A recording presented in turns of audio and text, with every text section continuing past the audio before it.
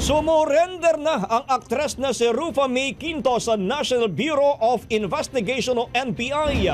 Kaugnay sa kasong hinaharap nito at kasunod ng isyong arrest warrant ng Pasay Court. Ayon kay NAIA NBI Chief Jimmy De Leon, nakipag-ugnayan sa kanilang abogado ni Quinto para sa kanyang voluntaryong pagsuko.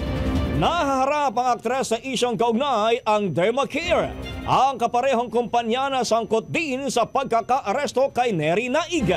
Sinabi ng legal counsel ni Rufa May na si Attorney Mary Louie Reyes na charge ang kanyang kliyente ng 14 counts of violation sa Section 8 of the Securities Regulation Code. Nilinaw din niya na hindi naman large-scale estafa ang kinakaharap ng aktres. Ngayong hapon, dumating na ito sa Pasay Court para maghain ng kaukulang piyansa.